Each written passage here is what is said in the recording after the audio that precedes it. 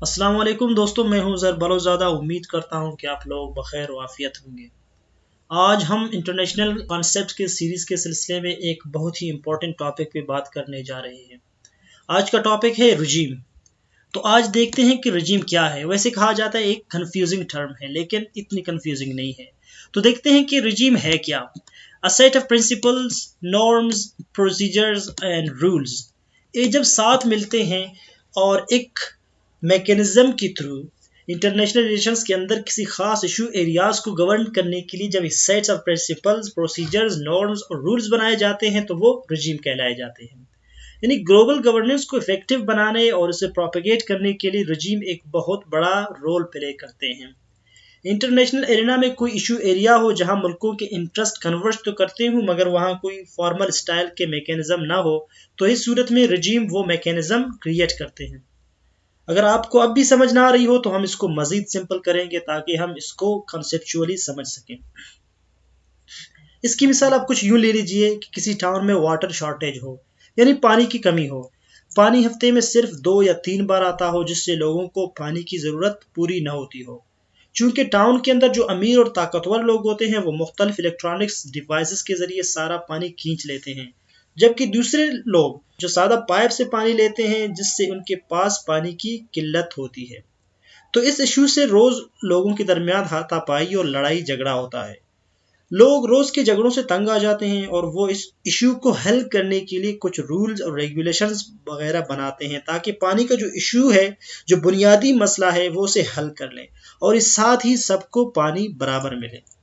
अब जिस इशू को हल करने, रूल्स और रेगुलेशन बनाने और सबको बराबर और उसकी ज़रूरत के को मद्देनज़र रखते हुए जो एक मैकेनिज्म बनता है, वही रजीम है।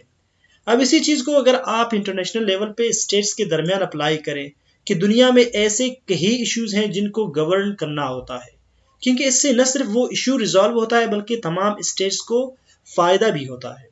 फॉर एग्जांपल, अगर हम आर्म्स कंट्रोल की बात करें, क्योंकि एक इशू एरिया है और इसको गवर्न करने के लिए तमाम स्टेट्स कुछ रूल्स, प्रिंसिपल्स और नॉर्म्स बनाते हैं ताकि दुनिया में आर्म्स की प्रोडक्शन, एक्सपेंशन और यूज़ को वर्ल्ड पीस के लिए इंश्योर बनाए जा सके। अब उम्मीद है कि आप समझ गए होंगे। अगर अब भी नहीं समझे तो आप बादाम ज़्यादा खाया करें। मजाक कर रहा हूँ। अब चले आपके सवालों के जवाब देंगे कि हाउ आर दे मेड, इन रिजीम्स बनाते कैसे हैं, कैसे बन जाते हैं रजीम। तो इंटरनेशनल कन्वेंशंस, ट्रीटीज, एग्रीमेंट्स और इंटरनेशनल इंस्टीट्यूशंस, ये सब के सब रजीम्स के दूसरी सूरतें हैं। यानी ये जितनी मैकेनिज्म हैं, ये ऑर्गेनाइज होकर रजीम के शक्ल में ट्रांसफॉर्म होते हैं। तो जो दूसरा सवाल है वो ये है, why are they made, regimes बनाए क्यों जाते हैं, इनकी ज़रूरत क्या है, इनकी बेसिक ऑब्जेक्टिव क्या है। तो इनकी बेसिक ऑब्जेक्टिव ये है कि to facilitate global governance, global governance को फैसिलिटेट करना और असिस्ट करना और रिजॉल्व इंटरनेशनल इश्यूज।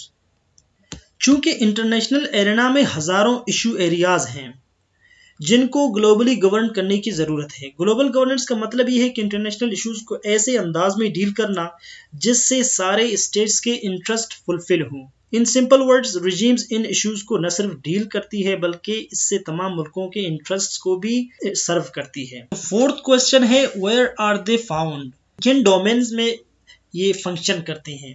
तो रजीम मुख्तलिफ इशू एरियाज में फंक्शन करते हैं। फॉर इंस्टेंस इकोनॉमिक्स, इन्वायरमेंट और transport, policing, security, human rights और आर्म्स कंट्रोल, कॉपी राइट्स।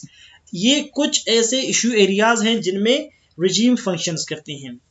जैसे कि इकोनॉमिक्स में, इकोनॉमी में फ्री ट्रेड को प्रमोट करना, इन्वायरमेंट में क्लाइमेट चेंज को फोकस करना और ट्रांसपोर्ट में जितनी ट्रांसपोर्ट से रिलेटेड चीज़ें हैं उनको फोकस करना, और पुलिसिंग है, सिक्योरिटी है, ह्यूमन राइट्स हैं जहां ह्यूमन राइट्स की वायलेशन होती हो उनको भी सामने लाना, और आर्म्स कंट्रोल इसको भी रिड्यूस करना, और कॉपी राइट्स की कुछ डोमेन्स हैं जिनको ये कवर करती है। रिजीम्स के कुछ एग्जांपल्स हैं, एग्जांपल्स देकर आपको बात मजीद सही से समझ आएगी। जैसे कि वर्ल्ड ट्रेड ऑर्गेनाइजेशन है, UN convention on the law of the sea है, और केमिकल वेपन्स कन्वेंशन है।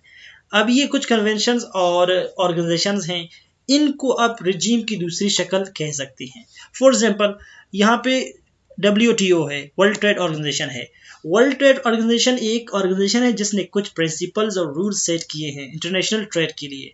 यानी इसकी बेसिक एम ये है कि दुनिया के तमाम कंट्रीज एक प्लेटफॉर्म पर यूनाइट होकर एक दूसरे से ट्रेड करें ताकि इंटरनेशनल ट्रेड को प्रमोट किया जा सके, और जितने कॉन्फ्लिक्ट्स हैं ट्रेड के अंदर उनको वो रिजॉल्व करें।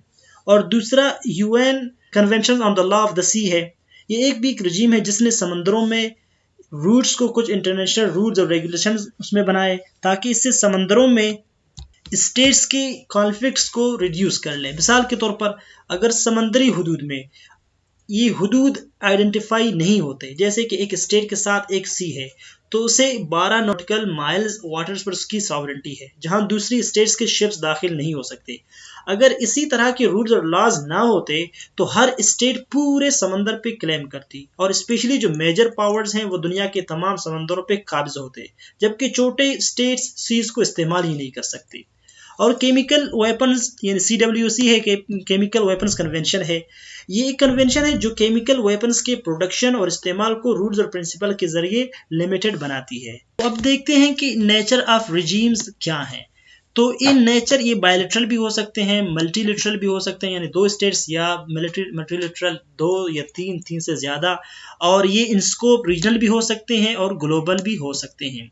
समटाइम्स ये बहुत ज़्यादा फॉर्मल होते हैं और इंस्टीट्यूशनलाइज्ड होते हैं, और समटाइम्स ये कम इंस्टीट्यूशनलाइज या फॉर्मल होते हैं। जैसे कि WTO है, वर्ल्ड ट्रेड ऑर्गेनाइजेशन है, ये हाईली इंस्टीट्यूशनलाइज्ड है, जबकि UNCLOS और CWC केमिकल वेपन कन्वेंशन ये थोड़े कम इंस्टीट्यूशनलाइज्ड और फॉर्मल हैं। तो फिर इसके अब सिग्निफिकेंसेस को देखते हैं कि रिजीम से फ़ायदा क्या होता है स्टेट्स को। रिजीम इंटरनेशनल इश्यूज को हल करने और स्टेट्स को इंटरेस्ट सर्व करने में बड़ी हेल्पफुल हो सकते हैं। रिजीम्स बहुत इंपॉर्टेंट रोल प्ले करते हैं कि वो स्टेट्स को कोऑर्डिनेट, यानी जो कोऑर्डिनेशन है स्टेट्स की वो उनको प्लेटफॉर्म प्रोवाइड करते हैं, और जहाँ पे स्टेट्स के इंटरेस्ट कन्वर्ज करते हैं वो वहाँ पे उनको मज़ीद क्लोज ले आती हैं, यानी उन इश्यूज एरियाज़ को रिजॉल्व करके इश्यूज एरियाज़ को वो फिर गवर्न करती हैं। और इसका सबसे बड़ा सिग्निफिकेंस फ़ायदा ये है कि एक फ्रेमवर्क प्रोवाइड करती है असिस्टेंस टू ग्लोबल गवर्नेंस, यानी ग्लोबल गवर्नेंस को इंटरनेशनल इश्यूज को गवर्न करने में ये असिस्टेंस देती है। तो अब देखते हैं कि जो थीरीज हैं, जो मेन पोर्शन है थीरीज के, वो क्या कहती है रिजीम्स के बारे में, क्योंकि इस पे अक्सर सवाल आता है और अक्सर पूछा जाता है कि थीरीज के लेंसेज के थ्रू आप रिजीम्स कैसे देखते हैं। तो जो सबसे फंडामेंटल और बेसिक थ्योरी है वो रियलिज्म है। वो रियलिस्ट की जितनी थ्योरीज हैं वो ये कहती हैं कि हेजमनिक रोल, यानी इंटरनेशनल रिजीम्स को क्रिएट करने में हेजमनिक और जो पावर है, सुपर पावर है, उसका रोल ज़्यादा होता है। जबकि जो दूसरी थ्योरीज हैं जैसे कि इंटरेस्ट बेस्ड थ्योरीज हैं, जैसे कि लिबरलिज्म वगैरह थ्योरीज हैं, वो कहते हैं कि प्रोमोटिंग द कॉमन इंटरेस्ट्स, यानी कॉमन इंटरेस्ट को प्रमोट करने में रिजीम्स बहुत ही इंपॉर्टेंट रोल प्ले करती हैं। और नॉलेज बेस्ड जो थ्योरीज हैं जैसे कि कंस्ट्रक्टिविज्म है, वो ये कहती हैं कि आइडियाज़ और नॉर्म्स परसेप्शन प्रोड्यूस करते हैं जिससे स्टेट्स को इंटरनेशनल प्रॉब्लम्स को गवर्न करने का ख्याल आता है, जिससे रिजीम्स बनते हैं और इस प्रोसेस को वो ट्रिगर करते हैं। अगरचे तमाम थ्योरीज डिफरेंट टाइप के कमेंट करते हैं, लेकिन सब रिजीम्स के इंपॉर्टेंस को अंडर एस्टिमेट नहीं करते, बल्कि वो यही कहते हैं कि इंटरनेशनल इश्यूज को इंटरनेशनल इंटरेस्ट में कन्वर्ट करने में रिजीम्स का एक ज़बरदस्त रोल है। तो जनाब, हम आज का ये लेक्चर यहाँ पे कंक्लूड करते हैं, और आपको अगर इस लेक्चर से कुछ तो समझ आया होगा, और अगर आपको 50-50 भी समझ आया तो हमें बड़ी खुशी होगी कि हमने इल्म को आगे बढ़ाने में एक कोशिश की है। तो अब हम अपनी वीडियो यहाँ पे कंक्लूड करते हैं, और इस उम्मीद के साथ कि आप लोगों को हमारी वीडियो पसंद आई होगी। आप वीडियो को लाइक, शेयर और चैनल को सब्सक्राइब कीजिए। तो मिलते हैं एक और वीडियो में। अपना बहुत ज़्यादा ख्याल रखिएगा। अल्लाह हाफिज़।